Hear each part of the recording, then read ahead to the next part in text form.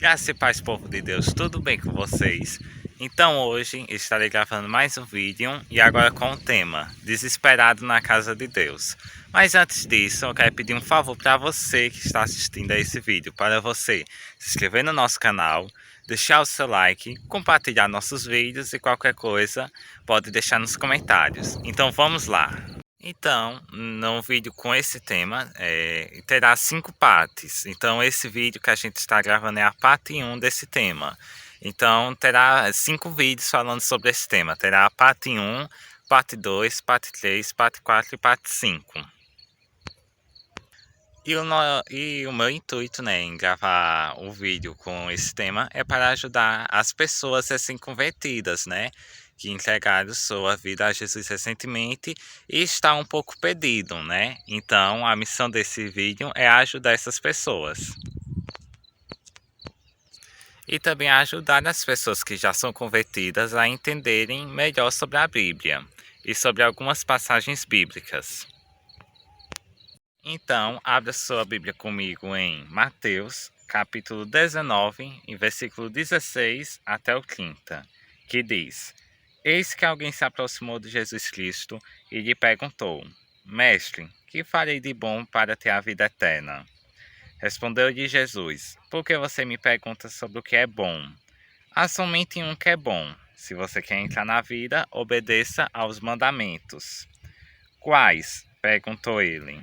Jesus respondeu: Não matarás, não adulterarás, não furtarás, não darás falso testemunho, honra teu pai e tua mãe, e amarás o teu próximo como a ti mesmo. Disse-lhe o jovem: A tudo isso tenho obedecido. O que me falta ainda? Jesus respondeu: Se você quer ser perfeito, vá, venda os seus bens e dê o dinheiro aos pobres, e você terá um tesouro nos céus. Depois venha e siga-me. Ouvindo isso, o jovem afastou-se triste, porque tinha muitas riquezas. Então Jesus disse aos discípulos: Diga a verdade. Dificilmente um rico entrará no reino dos céus. E diga ainda: é mais fácil passar um camelo pelo fundo de uma agulha do que um rico entrar no reino de Deus. Ao ouvirem isso, os discípulos ficaram perplexos e perguntaram: Neste caso, quem pode ser salvo? Jesus olhou para eles e respondeu: Para o homem é impossível, mas para Deus todas as coisas são possíveis. Então Pedro lhe respondeu: Nós deixamos tudo para seguir-te. Que será de nós? Jesus lhes disse: Digo a vocês a verdade. Por ocasião da regeneração de todas as coisas, quando o Filho do Homem se assentar em seu trono glorioso, vocês que me seguiram também se assentarão em 12 tronos, para julgar as 12 tribos de Israel. E todos os que tiverem deixado casas, irmãs, pai, mãe, filhos ou campos, por minha causa, receberão 100 vezes mais e herdarão a vida eterna. Contudo, muitos primeiros serão últimos, e muitos últimos serão primeiros. Então, né, aqui a gente leu a passagem que fala sobre o jovem rico, que está também em Marcos, capítulo 10, versículo 17 e 31, e que também está em Lucas, capítulo 18, versículo 18 até o 30. E essa leitura em Marcos se inicia assim: Eis que alguém se aproximou de Jesus e lhe perguntou: Mestre, que farei de bom para ter a vida eterna? Então, nesse momento, né, Jesus estava reunido com seus discípulos quando chegou o jovem rico. E ele perguntou a Jesus: Mestre, que farei de bom para ter a vida eterna? E se a gente for olhar o que significa a palavra mestre significa líder ou aquele que sabe tudo, ou aquele que está ensinando. E o jovem rico ele tinha essa dúvida, e ele perguntou ao mestre, que era Jesus: Mestre, o que farei de bom para ter a vida eterna? Então aquele jovem ele ali estava com uma curiosidade para saber o que ele podia fazer de bom para ter a vida eterna. Respondeu-lhe Jesus: Por que você me pergunta sobre o que é bom? Há somente um que é bom. Se você quer entrar na vida, obedeça aos mandamentos. Então Jesus disse, né, que há somente um bom, né? Então, como é que fala? Por que você me pergunta sobre o que é bom? Há somente um que é bom. Aí Jesus continua falando: se você quer entrar na vida, obedeça aos mandamentos. Então, se aquele jovem quisesse entrar na vida, ele teria que obedecer os mandamentos de Deus. E mais, a partir da leitura mais para frente, esse jovem pergunta quais, né? Quais? Perguntou ele. Jesus respondeu: não matarás, não adulterarás, não furtarás, não darás falso testemunho, honra teu pai e tua mãe, e amarás o teu próximo como a ti mesmo. E esses mandamentos são uns mandamentos, alguns dos mandamentos dos 12 mandamentos. Então, perdão, meu celular travou um pouco, então minha voz ficou repetindo, mas voltando aqui, o que eu estava querendo dizer, que esses são alguns dos 12 mandamentos que Jesus citou, que está no livro de Êxodo, capítulo 20, versículo 12 até o 16, e que também está em Deuteronômio, capítulo 5, versículo 16 até o 20. Então, para que aquele jovem ele quisesse entrar na vida, ele teria que obedecer os 12 mandamentos. Mas o jovem rico respondeu a Jesus. Disse-lhe o jovem: a tudo isso tenho obedecido. O que me falta ainda? Então, aquele jovem rico, ele obedecia todos os mandamentos do Senhor, mas ele sentia ainda que faltava alguma coisa, para que ele obtivesse a vida eterna. Então ele não estava seguro, ele não estava se achando 100% salvo, porque ele achava que ainda faltava alguma coisa para que ele obtivesse a vida eterna, e realmente ainda faltava. E Jesus respondeu: se você quer ser perfeito, vá, venda os seus bens e dê o dinheiro aos pobres, e você terá um tesouro nos céus. Depois venha e siga-me. Então aqui, né, nesse versículo 21, Jesus deu uma sugestão para ele, né? Se ele quisesse ser perfeito, ele tinha que vender os seus bens, ou seja, vender tudo que ele tinha, e dar o dinheiro dele aos pobres. E você terá um tesouro nos céus. E depois que ele fizesse tudo isso, ele deveria vir e seguir a Jesus. Então, fazendo um breve resumo de tudo que dos versículos todos que a gente leu agora, né? Então, um jovem rico perguntou a Jesus o que era exigido dele para que obtivesse a vida eterna. E Jesus, amorosamente, convidou aquele jovem a vender tudo o que possuía e a segui-lo. Ou seja, a vender o que possuía e seguir a Jesus. E se a gente for ler o versículo 22, vai dizer: ouvindo isso, o jovem afastou-se triste, porque tinha muitas riquezas. Então, o que aconteceu, né? O jovem, né, ele se afastou-se triste porque tinha muitas riquezas. Então, ele tinha mais amor, podemos dizer, ao dinheiro, né, do que a Jesus.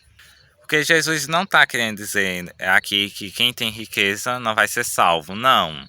Jesus ele aqui disse, né, deu a sugestão dele vender tudo que possuía, porque ele sabia que aquele jovem, ele amava, né, o dinheiro a mais do que tudo, e não amava a Jesus acima de todas as coisas. E tinha um mandamento, né, dos 12 mandamentos, que aquele jovem não estava obedecendo, que foi amar a Deus acima de tudo. E Jesus, com um infinito amor, né, de maneira amorosamente, convidou aquele jovem a largar tudo que tinha, ou seja, a ele se libertar, né, do amor que ele tinha àquelas coisas, né, se libertar e seguir a Jesus. E muitas vezes nós, como seres humanos, somos presos a certas coisas. Infelizmente, nós fazemos a mesma coisa que o jovem fez. Se afastar de Jesus, né? Se afastou-se triste, porque, né, ele não conseguiu, né? Ele não conseguiu se libertar daquilo. E quantas vezes, infelizmente, você está se afastando de Cristo? Porque ama as outras coisas em primeiro lugar, mas deixa ele em segundo plano. Ou até mesmo, infelizmente, se afasta dele. Então Jesus disse aos discípulos: diga a verdade, dificilmente um rico entrará no reino dos céus. E digo ainda, é mais fácil passar um camelo pelo fundo de uma agulha do que um rico entrar no reino de Deus. Ao ouvirem isso, os discípulos ficaram perplexos e perguntaram: neste caso, quem pode ser salvo? Então, os discípulos, eles indagaram, né? Fizeram uma pergunta a Jesus, né? Então, quem pode ser salvo, né? Ou o que fazer para ser salvo? Jesus olhou para eles e respondeu: para o homem é impossível, mas para Deus todas as coisas são impossíveis. Ou seja, nada para Deus é impossível. Tudo é possível. Todas as coisas são possíveis. Mesmo que, se a gente for colocar, por exemplo, mesmo que seja uma pessoa que ela mesmo que seja uma pessoa que para nós, a gente pode até pensar que é impossível ela aceitar a palavra de Deus, todas as coisas são possíveis, né? E um dia aquela pessoa pode entregar sua vida a Jesus, como seu único e suficiente Salvador. Por isso, nós devemos orar pelas pessoas que ainda não entregaram sua vida a Jesus, porque tudo é possível para Deus. E um dia, aquela vida ela pode entregar sua vida a Jesus. Então, não desista de orar por aquela pessoa. Continue orando, orando, que um dia o Espírito Santo vai tocar no coração daquela vida e ela vai entregar sua vida a Jesus. Então Pedro lhe respondeu: nós deixamos tudo para seguir-te. Que será de nós?